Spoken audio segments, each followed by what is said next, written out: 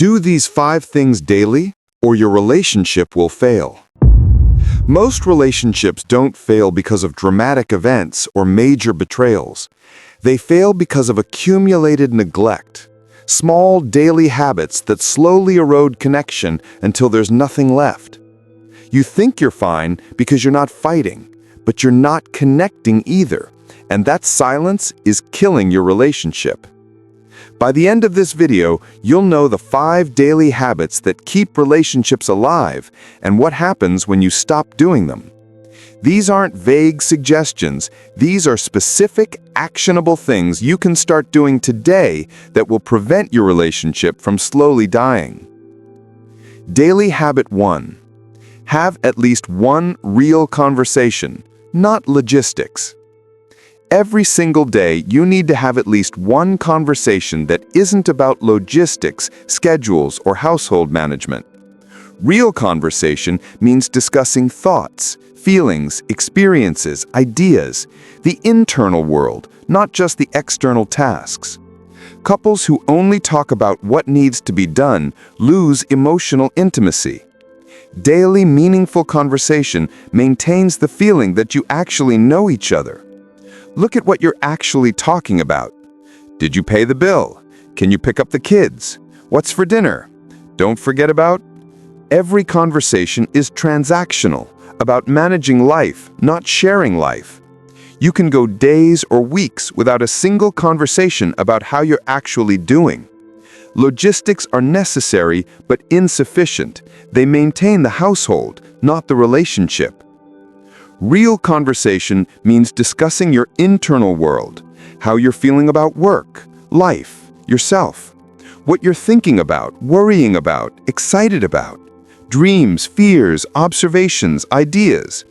How are you feeling about the promotion? Not, did you submit the form for the promotion? You need to know each other's inner lives to maintain intimacy. Try the 15-minute daily check-in. Set aside 15 minutes daily for actual conversation without phones or distractions. Ask questions that invite real answers, like what was the best or worst part of your day? What's on your mind lately? Actually listen to the answers. Don't just wait for your turn to talk. Daily intentional conversation prevents the accumulation of emotional distance. Why do couples stop doing this? You're busy and logistics feel more urgent. You assume you already know what's going on with them. Conversations require energy and you're both depleted. But when efficiency replaces connection, you're maintaining a household but losing a relationship. Skip it for a few days, then weeks, then months, and suddenly you're strangers. Without daily real conversation, you lose track of who your partner is becoming. They feel unknown and unseen by you. Emotional distance grows silently until it becomes a chasm. Couples who don't talk beyond logistics report feeling lonely in the relationship. Mark and Jennifer had been married 8 years. They were efficient, bills paid, kids managed, house maintained. But one night, Jennifer said, "I don't think you know me anymore." Mark was confused. "What do you mean? We talk all day."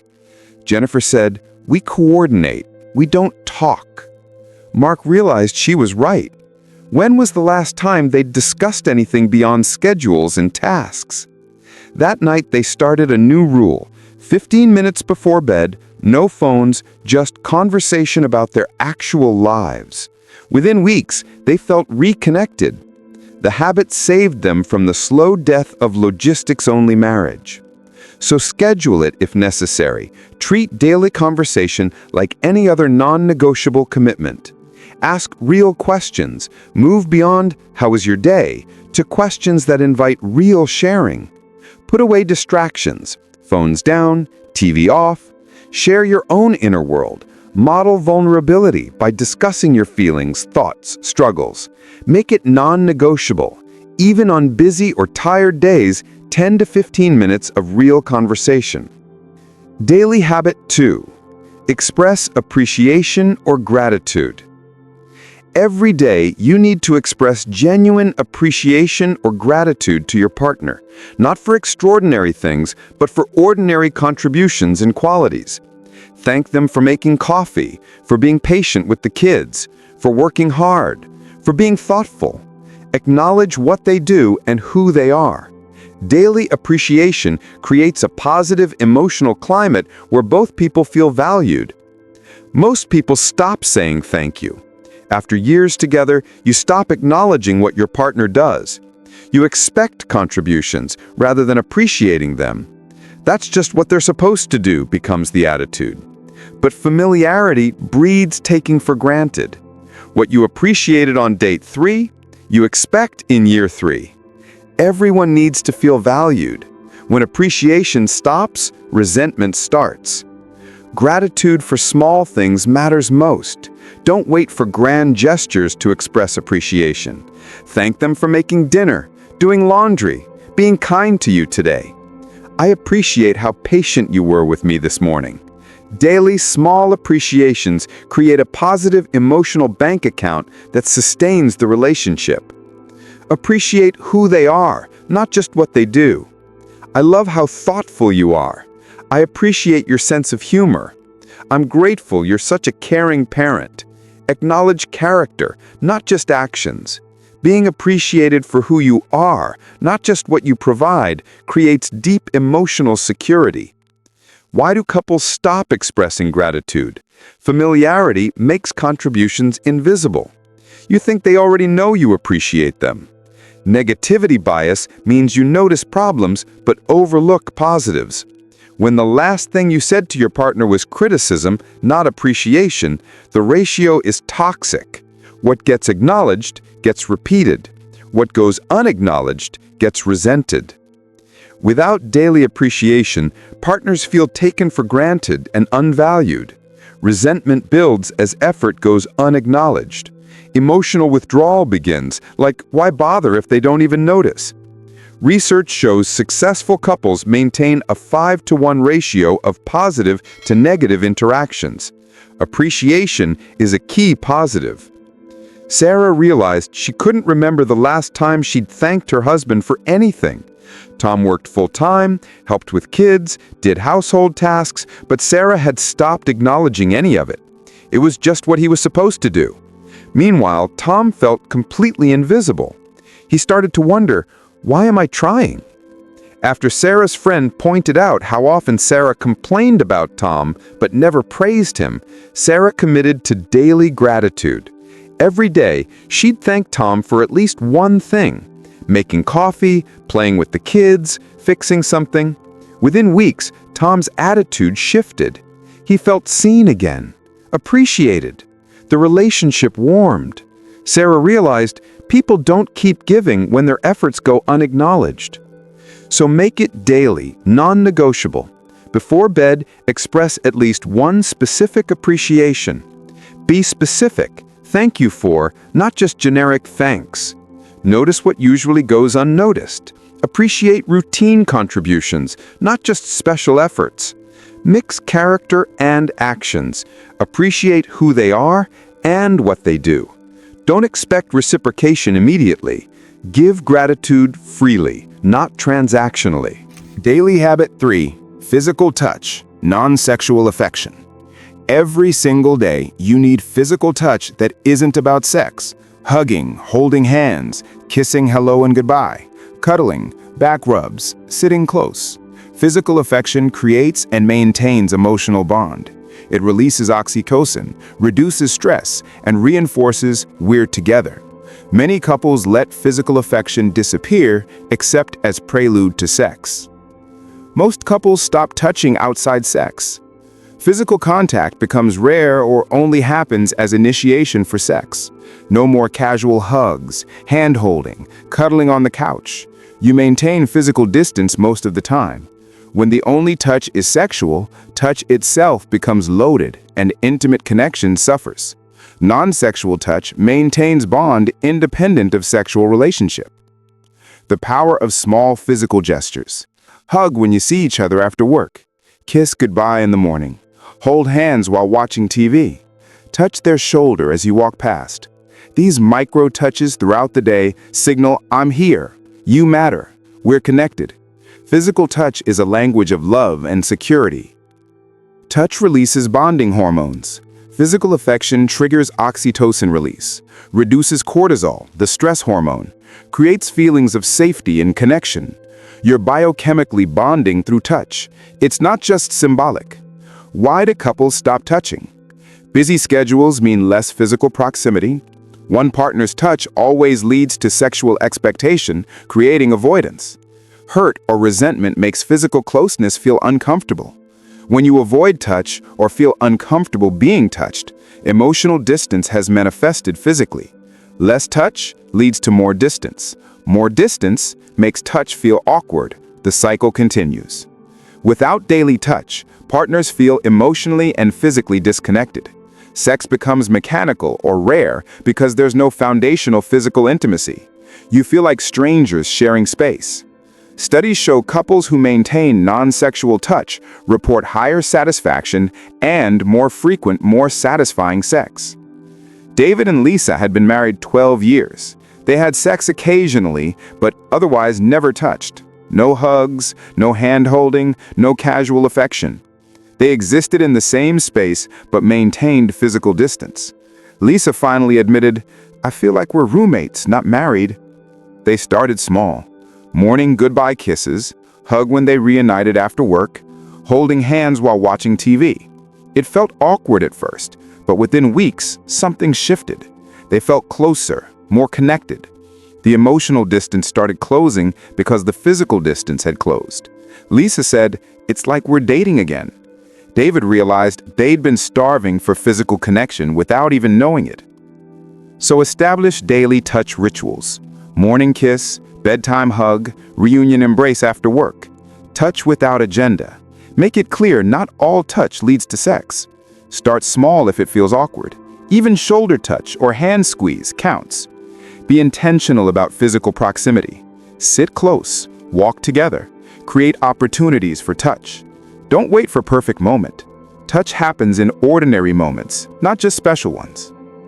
If this video is giving you exactly what you need to save or strengthen your relationship, hit that subscribe button for more practical relationship advice that actually works. Now, let's talk about the next habit. Daily habit 4. Ask, "What can I do for you today?" Every day, ask your partner some version of, "What can I do for you today?" or "How can I help you today?" and then actually do it. This habit ensures you're actively serving each other daily, creating reciprocal care and support. It prevents the imbalance where one person is always giving and the other taking. Relationships require daily acts of service. Love isn't just a feeling, it's demonstrated through actions. Daily acts of service show, "Your needs matter to me." One person shouldn't carry all the emotional and practical labor. Asking what they need rather than assuming prevents missing what actually matters to them. Feeling cared for requires experiencing care through action. The question prevents assumptions. You think you know what they need, but you're often wrong. Asking lets them tell you what would actually help today. It might be practical, help with a task, or emotional, just need to vent. You assume they need help with chores. They actually need emotional support. Asking reveals reality. What helps varies day to day. Asking ensures you're meeting actual needs. Then actually do it. The question without action is empty. Follow through on what they say they need. Don't offer if you won't deliver. Reliable follow-through builds trust. Offering but not delivering builds resentment. This isn't keeping score. It's mutual care becoming daily habit. Why do couples stop serving each other?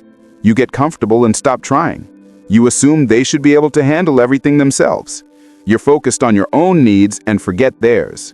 When the last thing you did specifically for your partner was weeks ago, you've stopped serving. Relationships without mutual daily service become cold and transactional.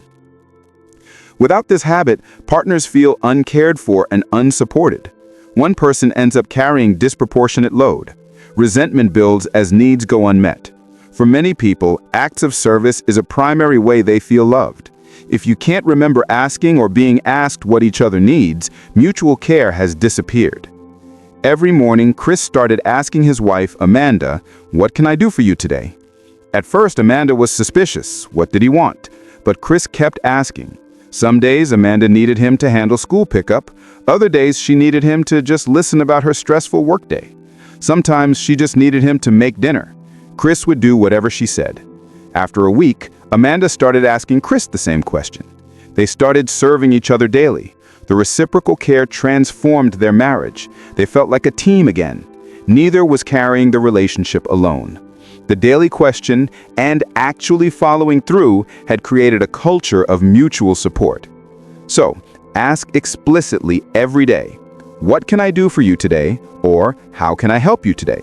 Listen to the answer. Don't dismiss it or suggest they don't need help. Follow through reliably.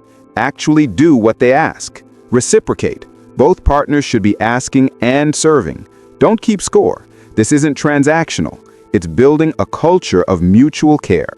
Daily habit 5. Go to bed together or reconnect before sleep.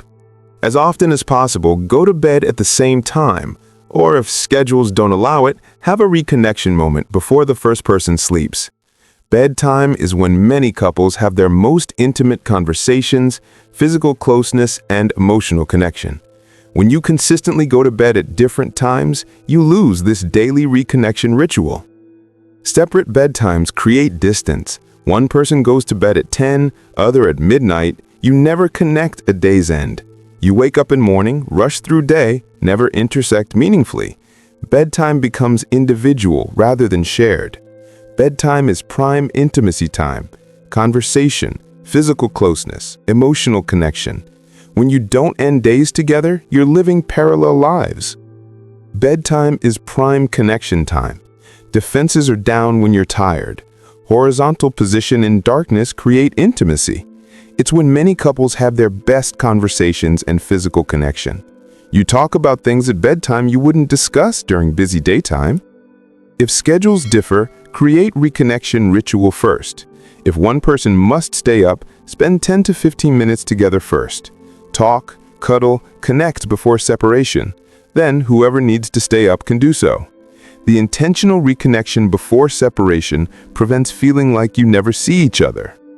Why do couples stop going to bed together? Different sleep schedules are chronotypes. One person stays up on their devices while other sleeps. Avoiding intimacy by avoiding bedtime. When you're actively avoiding bedtime together, you're avoiding intimacy. Start with occasional separate bedtimes. It becomes every night. You lose daily connection point. Without shared bedtime, you lose daily physical and emotional connection opportunity. You feel like you never see each other despite living together. Intimacy, both emotional and sexual, decreases. Studies show couples with separate sleep schedules report lower satisfaction unless they create intentional connection time. Emma and Jake had stopped going to bed together years ago. Jake stayed up until 1 a.m. on his computer. Emma went to bed at 10. They'd wake up, go through the day, and never really connect. Emma felt lonely. Jake felt distant. A therapist asked, "When do you connect?" They realized, never. The therapist suggested shared bedtime, even if Jake got up after Emma fell asleep. They tried it. Every night at 10, they'd go to bed together, they'd talk for 15 minutes, cuddle, reconnect. Then, if Jake wanted to get up, he could.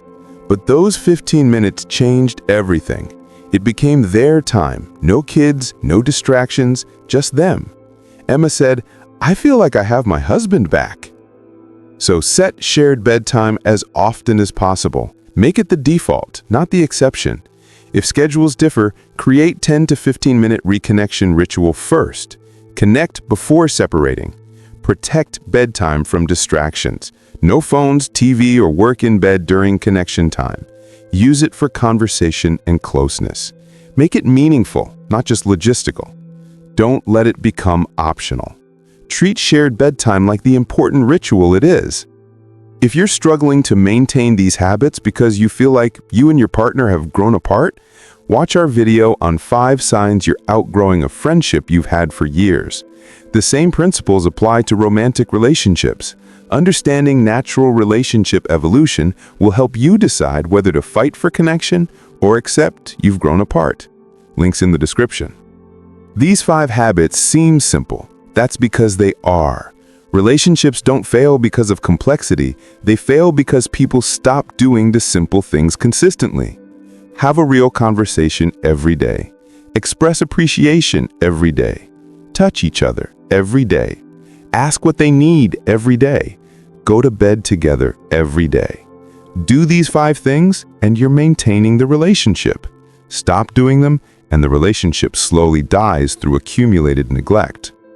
Ask yourself honestly, which of these 5 habits have you stopped doing? If you're not having real conversations, your emotional intimacy is dying. If you're not expressing appreciation, resentment is building. If you're not touching, physical connection is gone. If you're not serving each other, one person is carrying everything. If you're not going to bed together, you're living separate lives. The relationship isn't dying dramatically, it's dying quietly, one missed connection at a time. Start doing these 5 things today. Not tomorrow, today. Your relationship depends on it. If this video showed you exactly what you need to do to save or strengthen your relationship, subscribe for more practical relationship advice that actually works. Drop a comment telling me which of these 5 habits you've stopped doing and which one you're committing to starting today. Accountability helps. The good news is you don't need couples therapy, expensive retreats, or dramatic changes to fix your relationship. You need to do 5 simple things every single day. Talk meaningfully, express gratitude, touch affectionately, serve each other, go to bed together. These aren't hard, they just require intention and consistency. Most relationships fail not because the problems are insurmountable, because people stop trying. Don't be most relationships. Do the 5 daily habits. Your future together depends on what you do today.